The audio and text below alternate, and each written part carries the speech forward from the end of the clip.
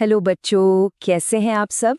तो आज हम यूनिट 2 का एक बहुत ही इंपॉर्टेंट और इंटरेस्टिंग टॉपिक समझने वाले हैं, डाइलेक्ट्रिक्स एंड पोलराइजेशन। बिल्कुल टेंशन मत लेना, हम इसे इतने सिंपल तरीके से समझेंगे कि एग्जाम के लिए ये कॉन्सेप्ट हमेशा के लिए क्लियर हो जाएगा। तो चलिए शुरुआत करते हैं एक सिंपल से सवाल से। एक ऐसी चीज जो हम सब ने बचपन में जरूर की है। याद है जब हम सूखे बालों में कंघी घुमाते थे और फिर उसे कागज के छोटे छोटे टुकड़ों के पास ले जाते थे तो वो अट्रैक्ट होने लगते थे। अब ये कोई जादू नहीं है, ये प्योर फिजिक्स है और इसका जवाब आज के हमारे टॉपिक में ही छिपा हुआ है। अच्छा, उस जादू को समझने के लिए ना पहले हमें दो अलग अलग तरह के मटेरियल्स के बिहेवियर को समझना पड़ेगा।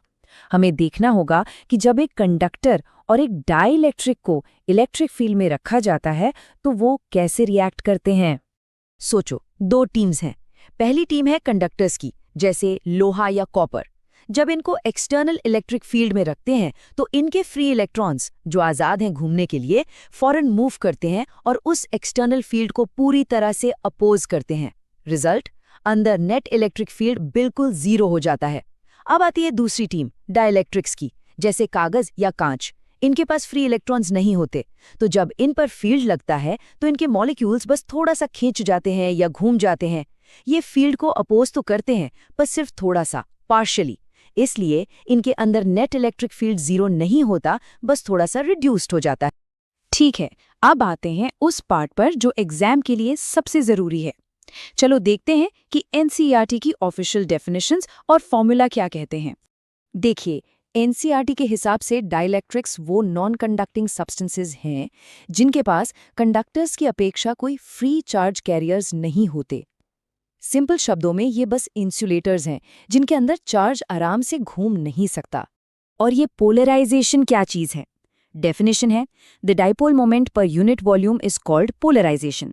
आसान भाषा में ये बस एक नाप है, एक मेजरमेंट है कि किसी डाइलेक्ट्रिक मटेरियल ने एक्सटर्नल इलेक्ट्रिक फील्ड के आने पर कितना रिएक्ट किया, यानी उसके मॉलिक्यूल्स कितना स्ट्रेच हुए या कितना अलाइन हुए। और इसका एक इंपॉर्टेंट फॉर्मूला है, P is equal to epsilon naught chi E. यहाँ पर ये जो सिंबल है काई ई, इसे काई ई बोलते हैं और ये इलेक्ट्रिक ससेप्टिबिलिटी कहलाता है। ये बस एक कांस्टेंट है जो बताता है कि कोई मटेरियल कितनी आसानी से पोलराइज हो जाता है। सबसे जरूरी बात जो याद रखनी है वो ये है कि polarization P electric field E के डायरेक्टली प्रोपोर्शनल है। फील्ड बढ़ेगा तो पोलराइजेशन भी बढ़ेगा। चलिए अब थोड़ा और डीप में चलते हैं। एक माइक्रोस्कोप लगाकर देखते हैं कि डाइलेक्ट्रिक के अंदर मॉलिक्यूलर लेवल पर आखिर हो क्या रहा है। ये कहानी है दो तरह के मॉलिक्यूल्स की। तो देखो, दो तरह के डाइलेक्ट्रिक मॉलिक्यूल्स होते हैं। एक होते हैं नॉन पोलर। इनमें पॉजिटिव और नेगेटिव चार्ज के सेंटर्स एक ही जगह पर होते हैं, ओवरलैप करते हैं, जैसे O2 या H2। इनका कोई परमानेंट डाइपोल मोमेंट नहीं होता। दूसरे होते हैं पोलर मॉलिक्यूल्स। इनमें पॉजिटिव और नेगेटिव चार्ज के सेंटर्स पहले से ही थोड़े अलग अलग होते हैं, जैसे पानी, H2O या HCl। इनका एक परमानेंट डाइपोल मोमेंट होता है। तो आखिर ये पोलराइजेशन होता कैसे है? स्टेप बाय स्टेप समझते हैं। स्टेप 1, जब कोई एक्सटर्नल फील्ड नहीं है तो सब मॉलिक्यूल्स आराम से हैं, इधर उधर randomly oriented, net effect zero है। स्टेप 2, अब हमने बाहर से एक external field E extern apply कर दिया। स्टेप 3, अब मॉलिक्यूल्स रिएक्ट करेंगे। जो नॉन पोलर आराम से बैठे थे वो स्ट्रेच हो जाएंगे और जो पोलर मॉलिक्यूल्स इधर उधर देख रहे थे वो सब एक लाइन में फील्ड की डायरेक्शन में अलाइन हो जाएंगे। स्टेप 4, इस स्ट्रेचिंग और अलाइनमेंट की वजह से अंदर एक छोटी सी उल्टी डायरेक्शन में opposing electric field E int बन जाती है। और सबसे इंपॉर्टेंट स्टेप 5, इस इंटरनल ऑपोजिशन की वजह से डाइलेक्ट्रिक के अंदर का नेट इलेक्ट्रिक फील्ड कम हो जाता है, यानी E net is equal to E extern minus E int। चलो इसे एक बहुत सिंपल एग्जाम्पल से पक्का कर लेते हैं। मान लो बाहर से जो एक्सटर्नल फील्ड आया वो 10 V पर मीटर का था और अंदर मॉलिक्यूल्स के अलाइन होने से जो अपोजिंग फील्ड बना वो 3 V पर मीटर का था। तो डाइलेक्ट्रिक के अंदर अब नेट फील्ड कितना बचा? 10 माइनस 3, यानी सिर्फ 7 V पर मीटर। देखा, फील्ड कम हो गया ना। बस यही है डाइलेक्ट्रिक्स का काम। चलो अब इस टॉपिक के सबसे ज़रूरी हिस्से पर आते हैं, वो कॉमन मिस्टेक्स जो एग्जाम्स में अच्छे स्टूडेंट्स के मार्क्स काट देती हैं। इन्हें साइलेंट किलर्स समझना और बहुत ध्यान से सुनना। पहली और सबसे कॉमन गलती, क्या एक डाइलेक्ट्रिक इलेक्ट्रिक फील्ड को पूरी तरह से ब्लॉक कर देता है, मतलब अंदर फील्ड को जीरो बना देता है? बिल्कुल नहीं।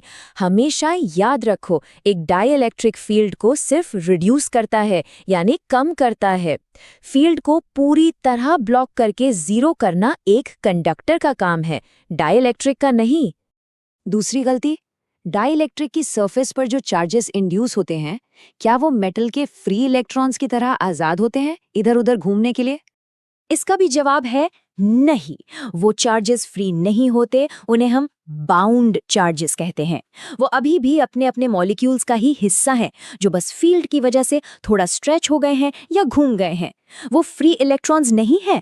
चलो अब जल्दी से एक क्विक समरी ले लेते हैं कि हमने आज क्या क्या सीखा, और फिर देखेंगे कि ये आइडिया आगे फिजिक्स की कहानी में हमें कहाँ ले जाता है।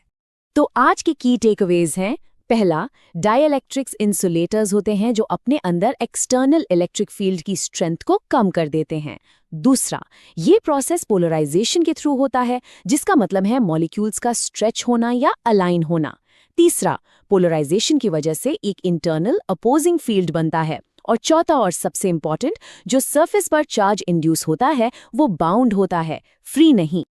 अब मैं आपको एक सवाल के साथ छोड़ रहा हूं, जरा सोचिए, अगर डाइलेक्ट्रिक्स का काम इलेक्ट्रिक फील्ड को कमजोर करना है, तो आखिर वो एक कैपेसिटर को स्ट्रॉन्ग कैसे बना देते हैं? उसकी चार्ज स्टोर करने की कैपेसिटी को कैसे बढ़ा देते हैं? इसका जवाब हम आगे के टॉपिक्स में ढूंढेंगे। सोचते रहिए।